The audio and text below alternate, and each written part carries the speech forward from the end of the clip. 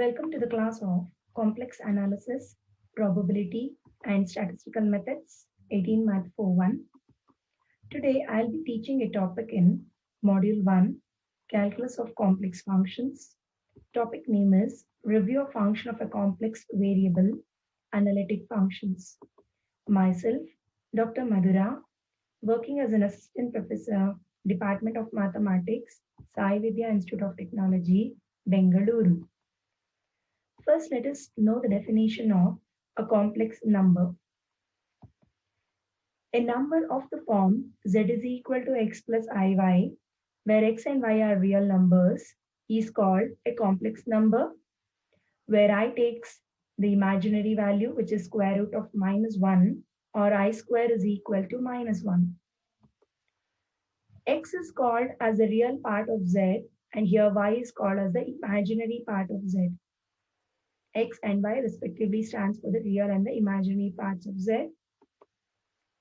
Let us see some important properties. To find out the complex conjugate of Z, we represent that by Z bar given by X minus IY.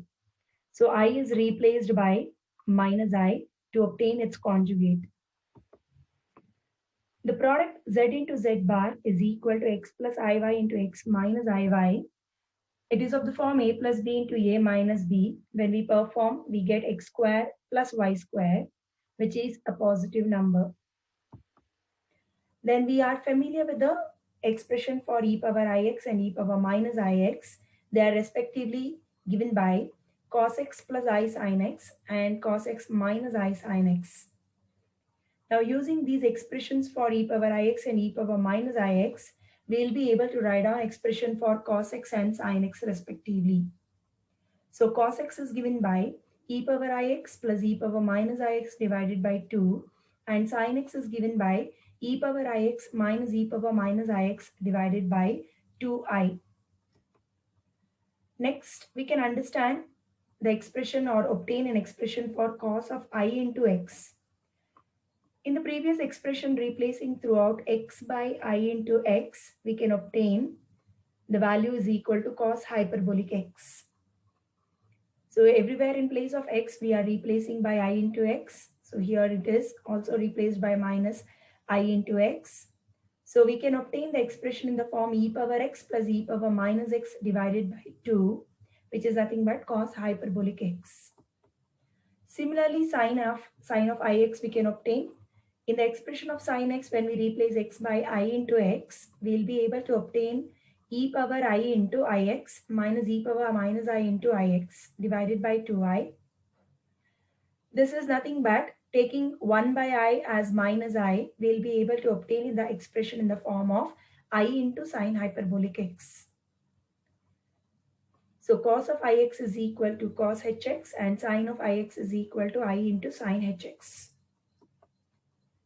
Next, using De Morvis theorem, we'll be able to write down the expression for cos theta plus I sin theta whole power n as cos n theta plus I into sin n theta. So these are some of the important properties of the complex number. Now we will know the geometrical representation of z is equal to x plus iy, also known as the Argand diagram. So suppose we consider the x and the y-axis with the origin O. We plot a point P with the coordinates x, y, join OP and drop a perpendicular onto the x-axis. So this length here, which is perpendicular to the x-axis, is nothing but y, and the length on the x-axis is nothing but x. OP is equal to r, the radius vector, forms an angle theta with the x-axis. Now from the figure we can analyze cos theta is equal to x divided by r and sin theta is equal to y divided by r. So that x is equal to r cos theta and y is equal to r sin theta.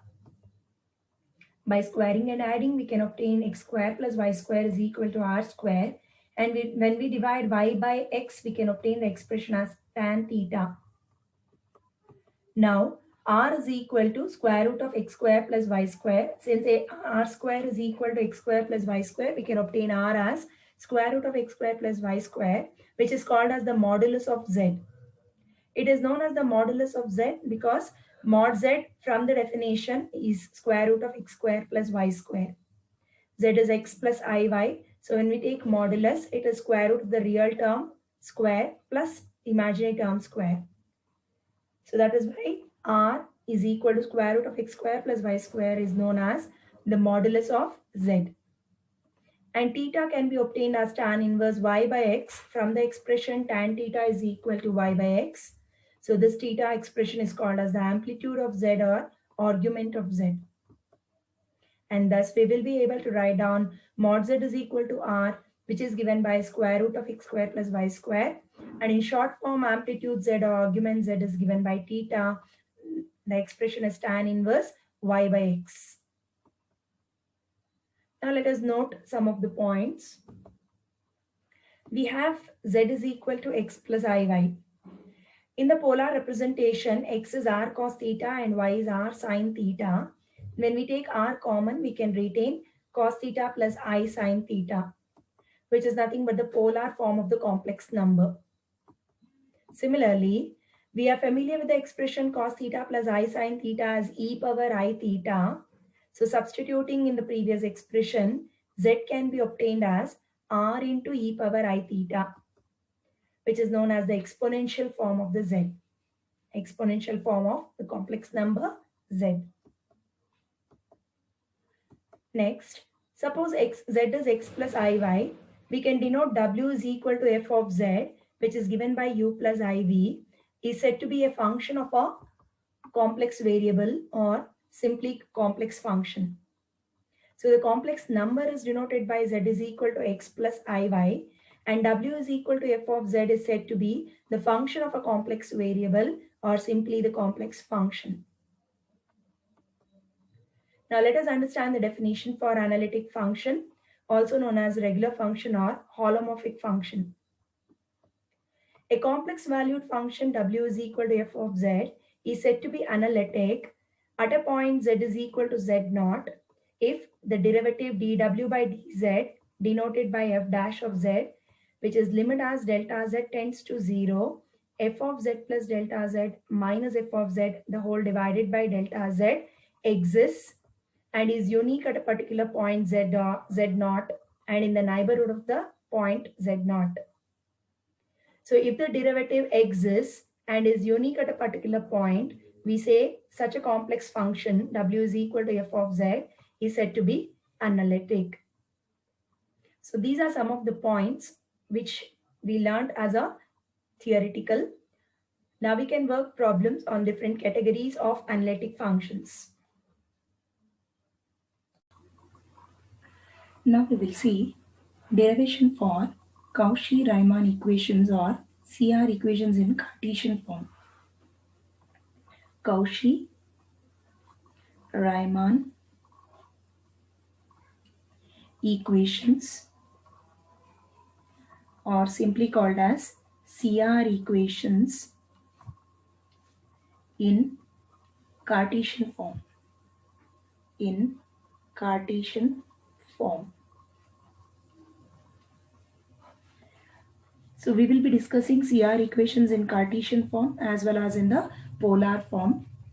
So question format might be of the form state and prove CR equations in Cartesian form. So let us write down the statement first. Statement. The necessary conditions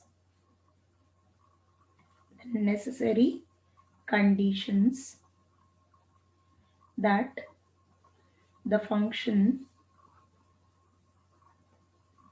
w is equal to f of z, which is given by u of x comma y plus I into v of x comma y may be analytic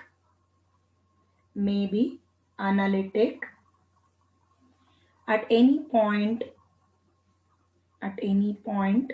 z is equal to x plus iy is that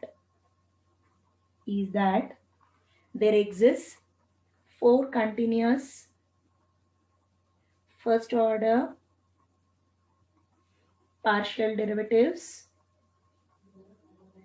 There exist four continuous first order partial derivatives: dou u by dou x, dou u by dou y, dou v by dou x, dou v by dou y, satisfying the CR equations,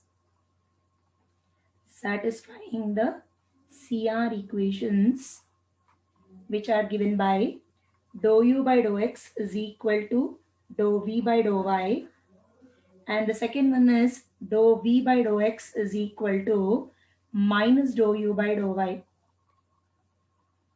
So we need to prove the CR equations in the Cartesian form, which are given by u with respect to x partially is equal to v with respect to y partially. Similarly, differentiation of v with respect to x partially is equal to minus u with respect to y partially. So in short form, we can write down the same expression as ux is equal to vy and vx is equal to minus uy. The short forms of the partial derivatives we can also express. So now we will see the proof. It is only the necessary proving that we will consider the given function w is equal to f of z in the Cartesian form to be analytic, and we need to arrive at the CR equations. So we are proving only the necessary part of the proof. So CR equations are the Cauchy-Riemann equations in Cartesian form. It is in the Cartesian form because the Cartesian coordinates x and y are involved. So we are talking about dou u by dou x is equal to dou v by dou y. Dou v by dou x is equal to minus dou u by dou y. So let us see the proof now. Let f of z be analytic. Let f of z be analytic at a point z is equal to x plus iy. So it is given that f of z is analytic at the point z. So we will use the definition of the analytic function now. So therefore, by definition of analytic function,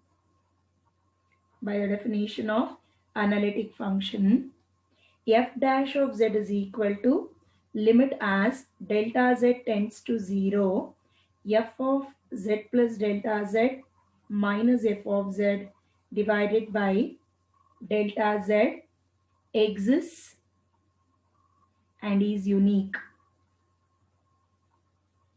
So we will recall from the definition of analytic function the property that f dash of z is equal to limit as delta z tends to 0.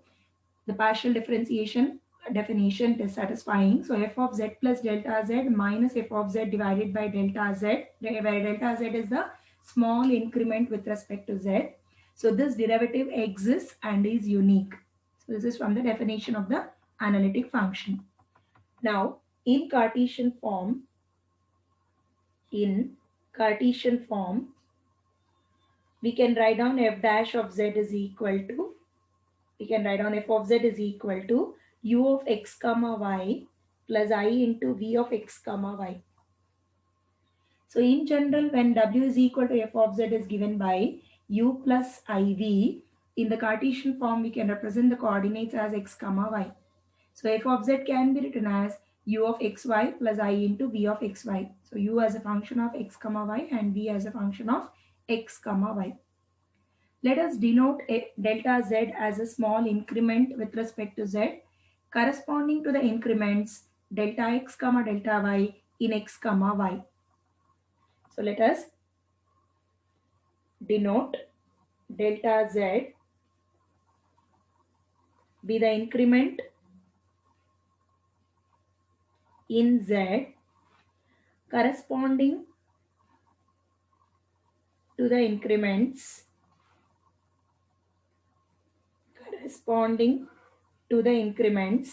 delta x comma delta y in x comma y.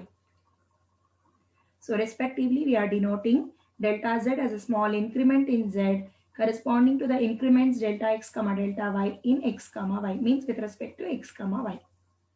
Now, this is the purpose of writing this way is we need to now represent f of z as u plus iv, u of xy plus I into v of x comma y.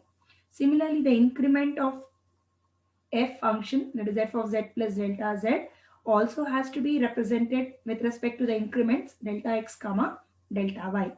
So we'll see that in the next step. So with respect to x and y, we will write down f dash of z. So this becomes limit as delta z tends to 0, u of x plus delta x comma y plus delta y plus I into v of x plus delta x comma y plus delta y.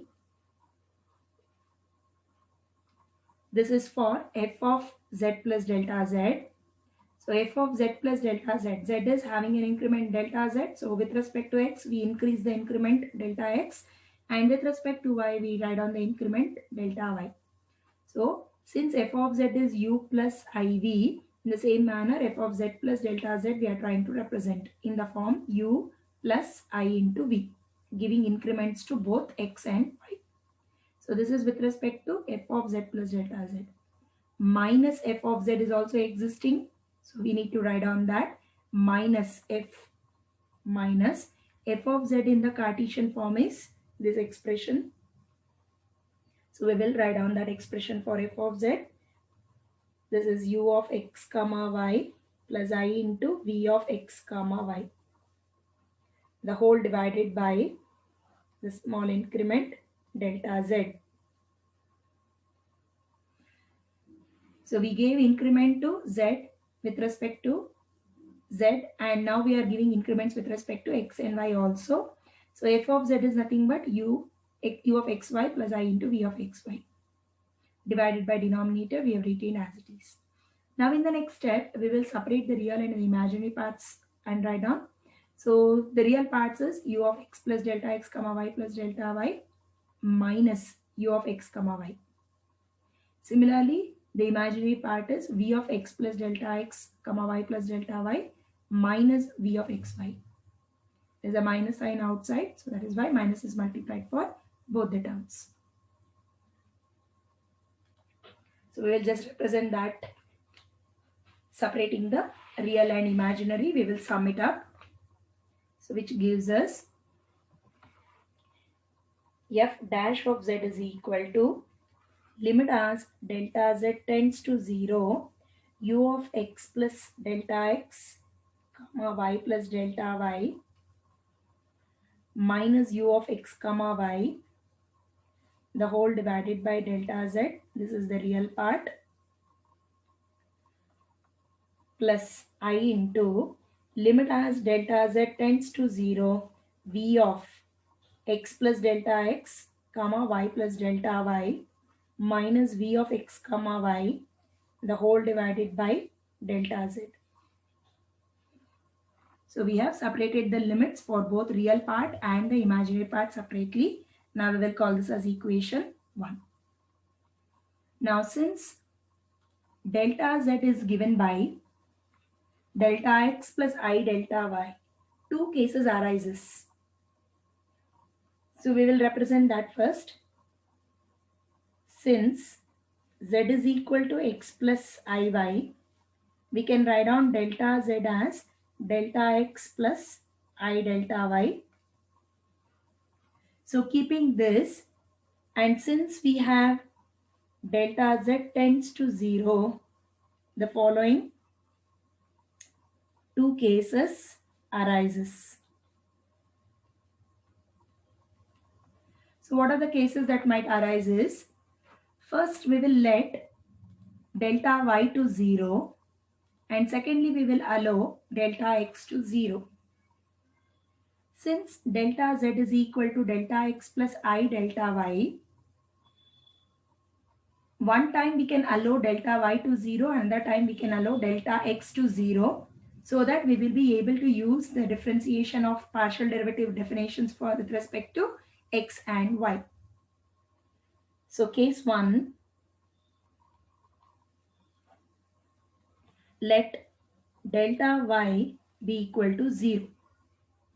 First case, we are allowing delta y to 0 from this expression, that is from delta z is equal to delta x plus I delta y. From this first we are allowing delta y to 0. So when we allow delta y to 0, what will be the value of delta z? So delta z will be exactly equal to delta x. So therefore delta z is equal to delta x. And hence while applying limit, delta z tends to 0 implies delta x tends to 0. Because the value of delta z is delta x, now while we are substituting in equation 1, delta z tends to 0 in the limit means that delta x tends to 0. So we will now substitute this into equation 1. So the equation 1 implies f dash of z is equal to limit as delta z tends to 0. Limit as delta z tends to 0. This is now becoming delta x as discussed. Delta x to 0. We have allowed delta y value equal to 0. So here while substituting it becomes delta y value equal to 0. Here also delta y equated to 0. In the limit delta z tends to 0 now implies delta x tends to 0. So this will reduce to u of real part will be u of x plus delta x comma y minus u of x comma y divided by delta x plus I into limit as delta x tends to 0 v of x plus delta x comma y minus v of x comma y the whole divided by delta x. Let me explain the step once again. So delta y is allowed to 0. So this value is allowed to 0 in case 1. That is why we just have y here in both the cases with respect to real and imaginary. Now delta z value is equal to delta x. So denominators we should write down delta x. As well as limit delta z tends to 0 now implies delta x tends to 0. That is why both the cases we have written delta x tending to 0. Now from the definition of partial derivatives of u and v with respect to x, the first one is nothing but the partial differentiation of u with respect to x, and the second expression here is nothing but the partial derivative of v with respect to x. This is from the definition of partial derivatives. So we can represent f dash of z as this is dou u by dou x. This is partial derivative. First term is nothing but limit as delta x tends to 0 u of x plus delta x comma y minus u of xy divided by delta x is nothing but partial differentiation of u with respect to x. Second term, I'll retain the constant I as it is, imaginary I as it is. So limit as delta x tends to 0 v of x plus delta x comma y minus v of xy divided by delta x is nothing but partial derivative of v with respect to x, which is represented as dou v by dou x. So this is one of the expression for f dash of z when we allowed delta y equated to 0. So when delta y was equal to 0, we got the expression for f dash of z as dou u by dou x plus I into dou v by dou x. We'll call this as equation 2. Now in other case, we have to now take the second case as delta x equated to 0 from this expression. So case 2, let delta x be equal to 0. When we allow delta x to 0, the value of delta z will be equal to I delta y. From this delta z is equal to delta x plus I delta y. When we allow delta x equal to 0, we are allowing delta x value to 0. So delta z value will be equal to I delta y. So therefore, delta z is equal to I delta y. And hence, delta z tends to 0 from equation 1 will now imply delta y tends to 0. Delta z tends to 0 from equation 1. We have to now change everything with respect to y and write down the expression now. So to do that, limit as delta z tends to 0 will be now implying that I delta y tends to 0 or simply delta y tending to 0. delta y tending to 0. Now we will substitute all these into equation 1. So therefore equation 1 implies f dash of z is equal to limit as delta y tends to 0, u of x comma y plus delta y minus u of x comma y the whole divided by I delta y plus I into limit as delta y tends to 0, v of x comma y plus delta y minus v of x comma y the whole divided by I delta y.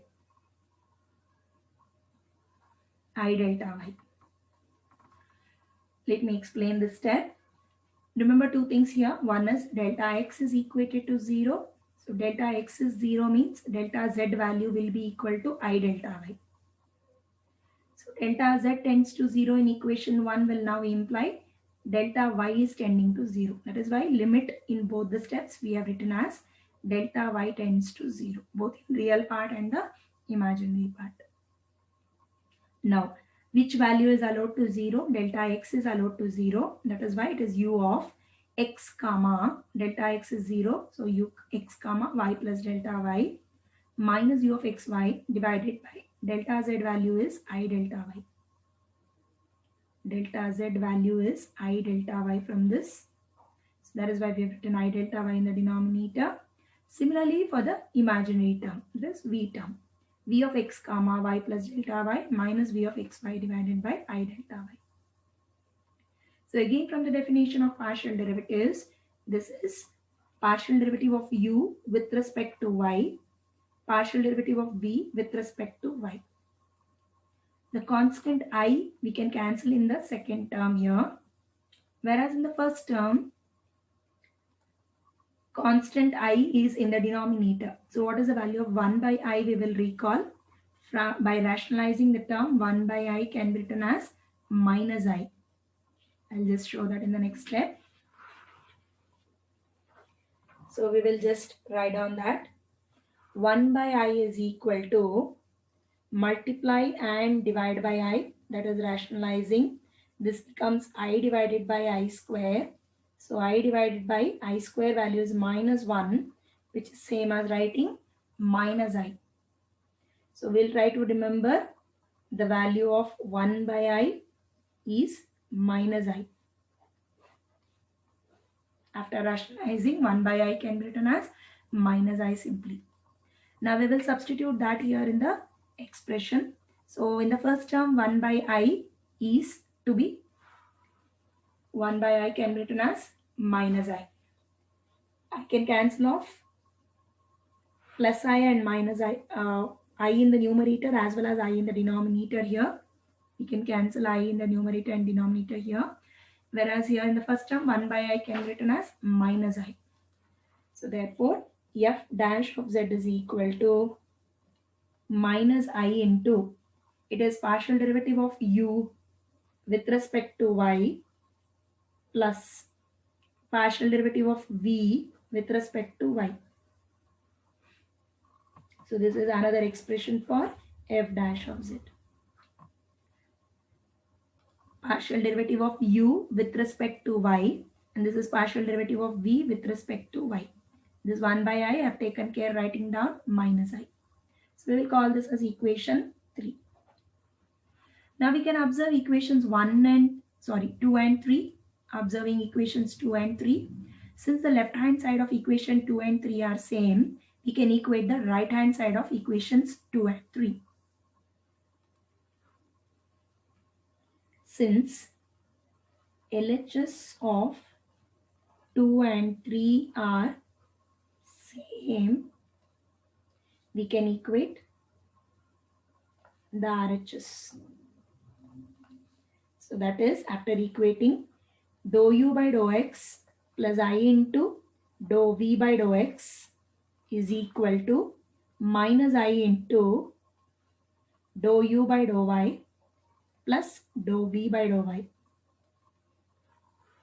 Now we can equate the real term on both sides and the imaginary term on both sides. So equating the real and imaginary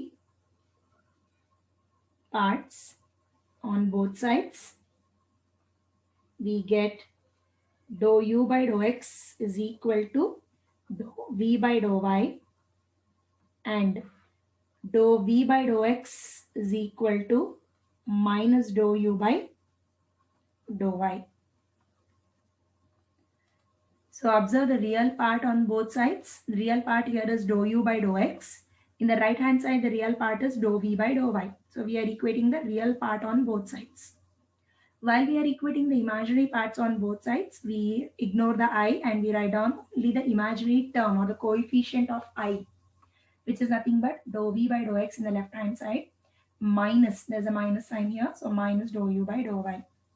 So these are nothing but the CR equations in Cartesian form.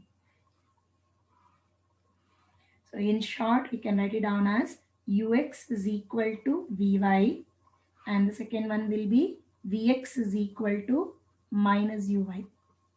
In suffix, we can write down those variables x and y, which means the same as writing the short form of the partial derivatives, which we are already familiar with.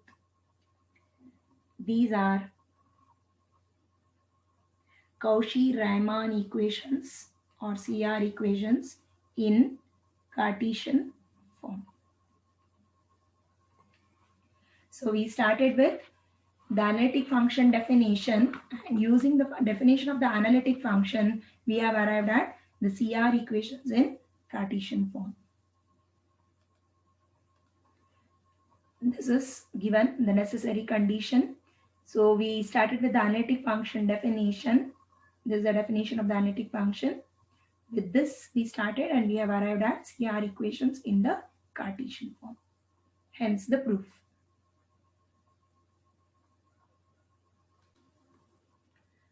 Now we will see the second theorem, that is Cauchy-Riemann equations or the CR equations in polar form.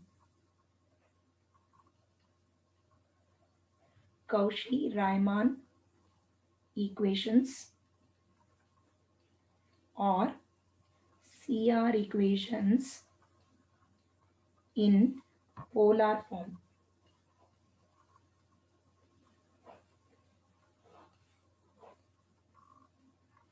We'll first write down the statement for this. So here also the question format might be of the form state and prove CR equations in polar form. First we'll write down the statement. If f of z is equal to f of r into e power I theta, the polar representation of z, which is equal to u of r comma theta plus I into v of r comma theta, is analytic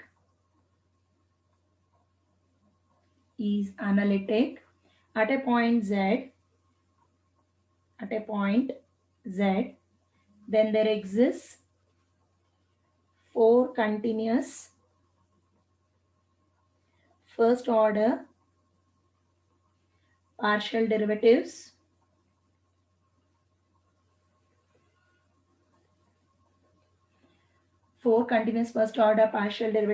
dou u by dou r, dou v by dou r, dou u by dou theta, dou v by dou theta, satisfying the CR equations in polar form, which are given by dou u by dou r is equal to 1 by r dou v by dou theta, and the second one is dou v by dou r is equal to minus 1 by r into dou u by dou theta. So these are the CR equations in polar form, what we need to arrive, starting with the definition of the analytic function. So again here it is given that the function is analytic in the polar form at any point z. So given function f of z in the polar form is u of r comma theta plus I into v of r comma theta is said to be analytic at a point z. We'll again use the definition of the analytic function in the polar representation. and try to arrive at the CR equations in the polar form, which are given by dou u by dou r is equal to 1 by r, dou v by dou theta, and dou v by dou r is equal to minus 1 by r, dou u by dou theta. So let us see the proof. The proof is almost similar to the proof in the Cartesian representation. So very firstly, let f of z be analytic at a point z is equal to r e power I theta, the polar representation. Therefore, by the definition of analytic function,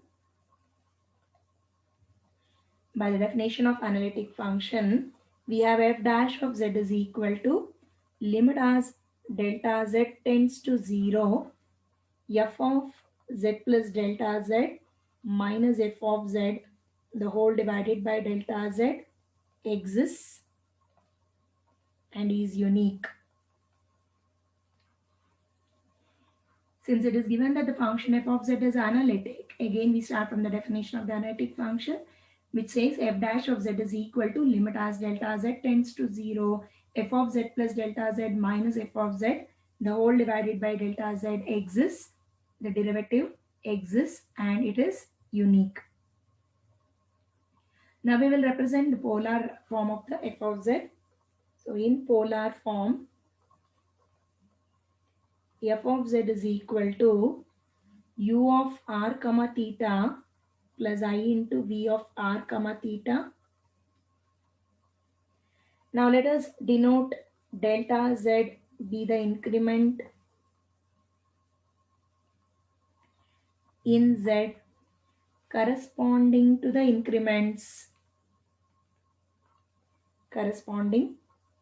increments delta x comma delta y in x comma y. I'm sorry, it is delta r comma delta theta with respect to r and theta.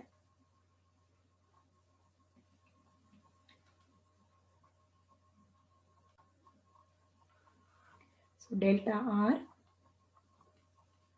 comma delta theta in r comma theta. We are representing in polar, no? That is why delta r delta theta in r comma theta form. Now we will write down f dash of z with respect to r and theta in a similar manner, giving increments with respect to r and theta, how we did in the Cartesian form. Same way we will now represent f dash of z.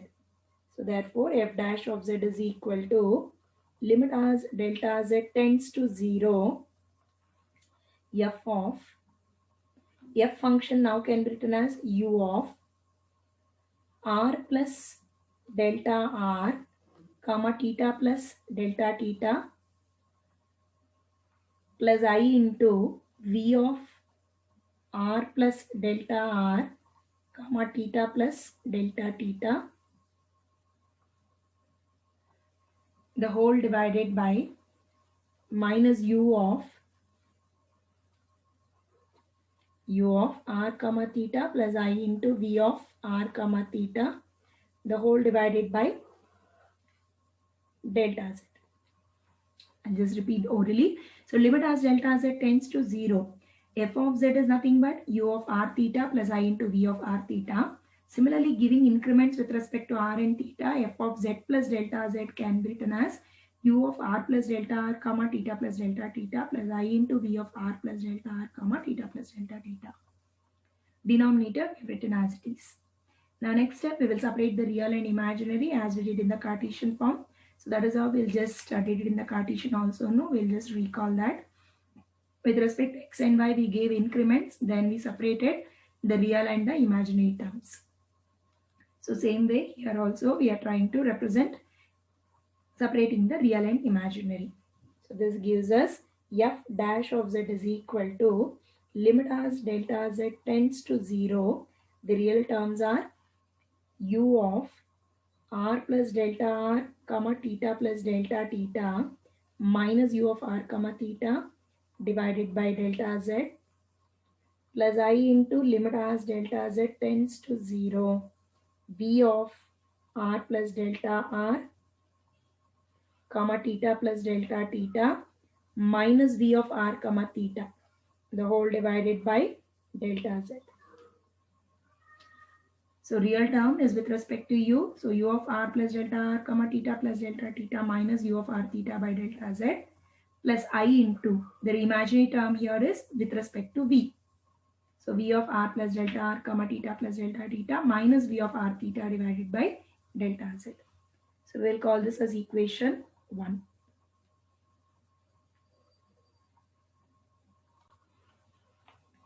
Now consider z is equal to r e power I theta. Since the polar representation of the complex variable z is given by r into e power I theta, we will now find out delta z from this. Since z is a function of two variables r comma theta, using the definition of partial differentiation with respect to the chain rule concept, we will be able to write down delta z as, since z is a function of r comma theta, we have by the chain rule concept in partial differentiation,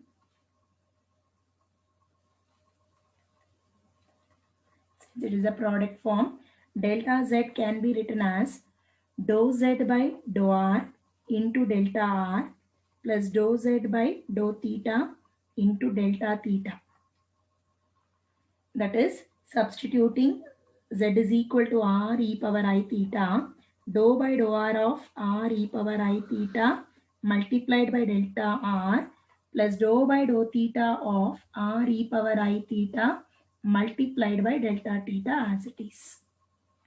Now we will apply the product rule. So with respect to r, we have to differentiate partially. So e power I theta is a constant. Differentiation of r will be 1. So e power I theta into 1 into delta r. Similarly, next term with respect to theta, when we want to differentiate, r is a constant. Differentiation of e power I theta is I into e power I theta delta theta as it is. So we have the expression for delta z as e power I theta into delta r plus r into I into e power I theta into delta theta.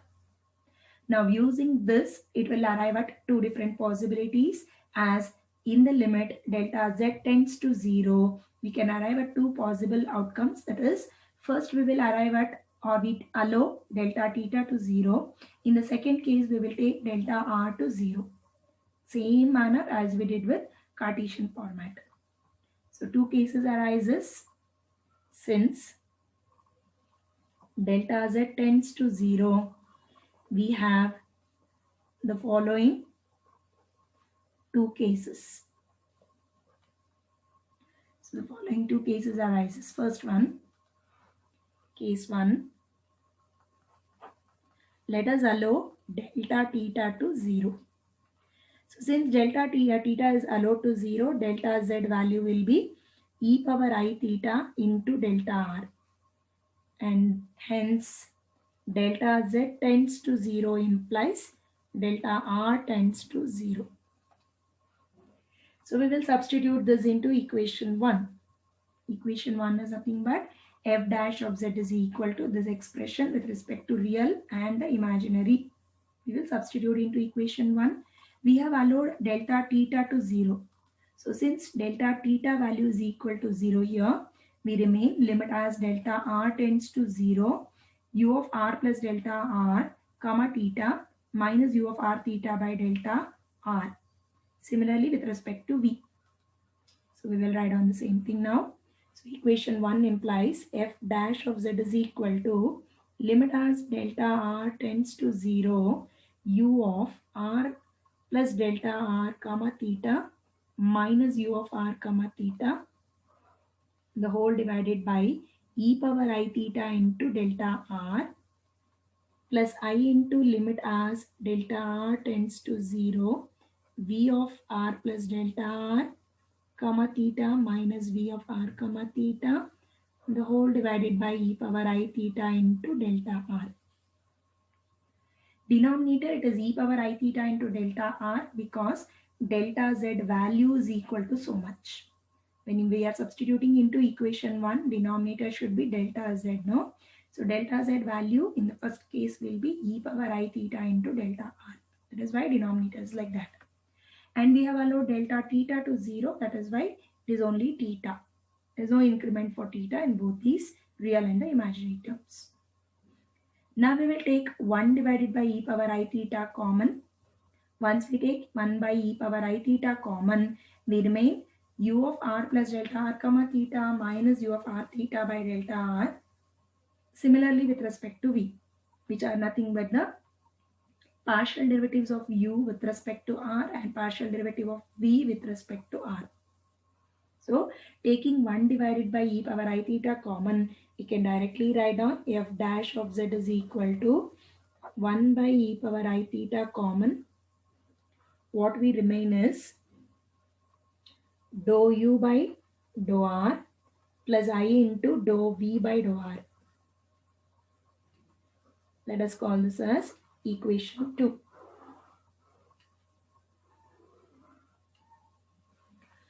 We have taken 1 by e power I theta common in both the terms. Remaining part is nothing but the partial differentiation definition with respect to u with respect to r and v with respect to r. So dou u by dou r plus I, this imaginary I am writing as it is, v with respect to r. So dou v by dou r term. So this was case 1 for us.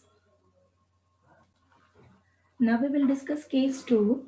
In case 2, we need to allow delta r to 0. So let us allow delta r is equal to 0. Now when delta r is equal to 0 in this expression for delta z,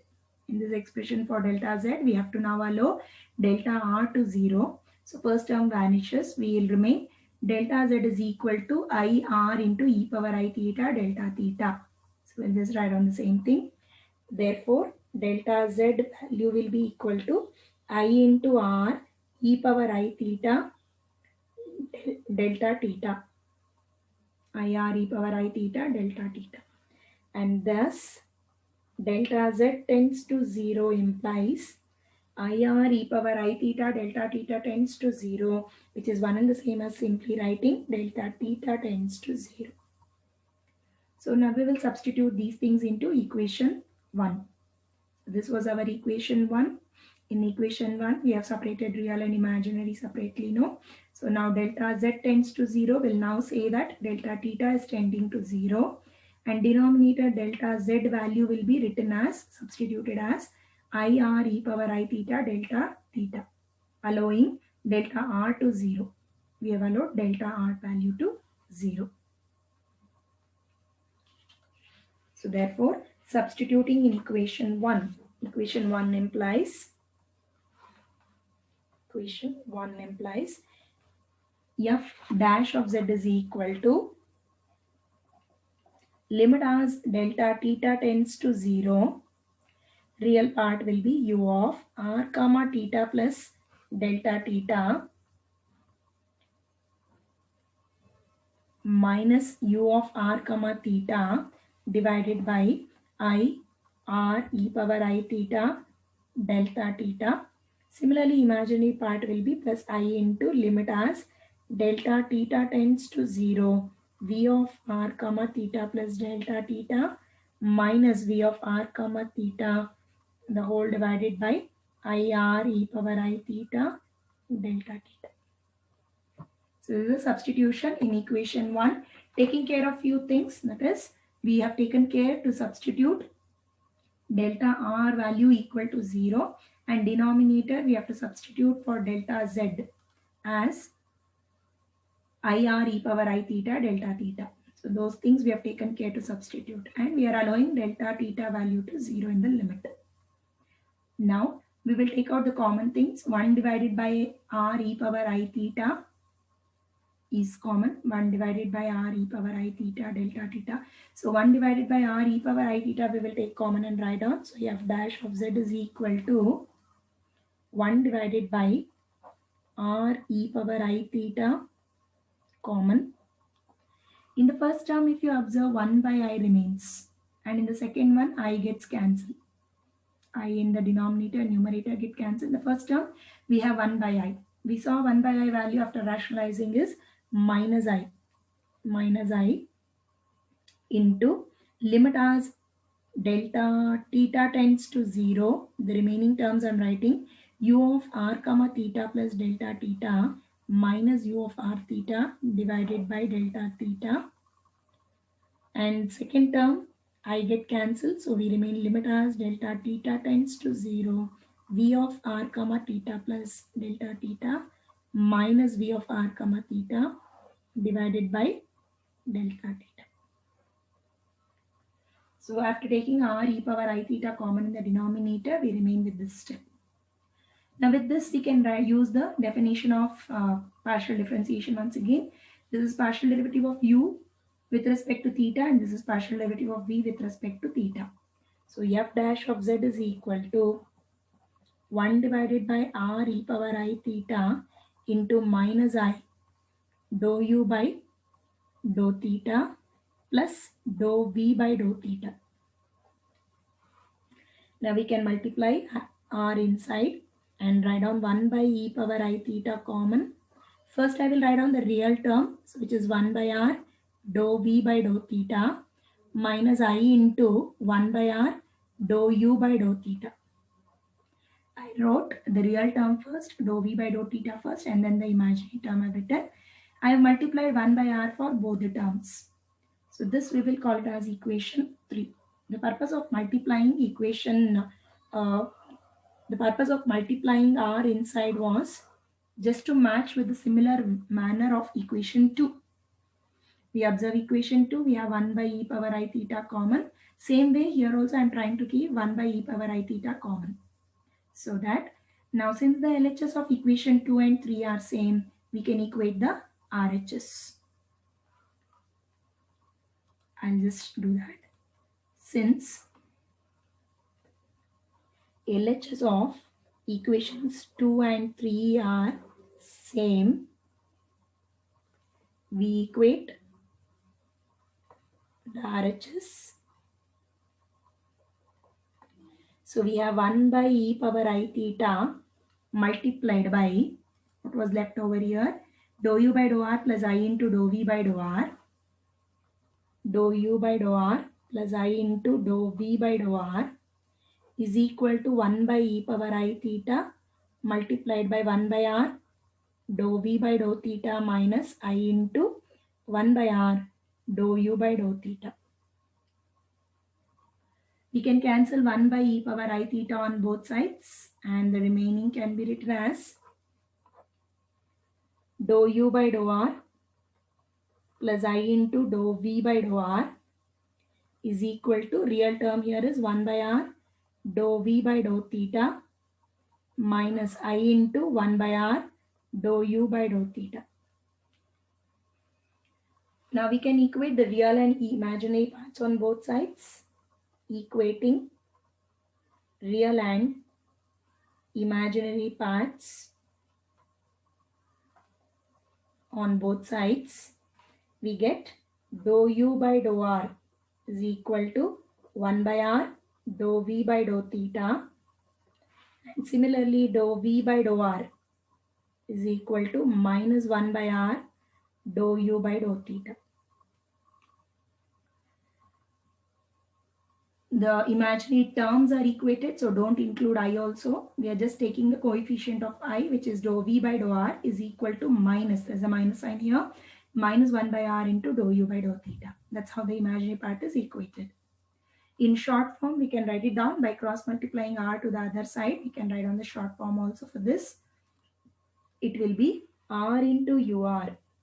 R ur is equal to v theta, and this will be r vr is equal to minus u theta, which are nothing but the CR equations in polar form. Cauchy-Riemann equations in polar form.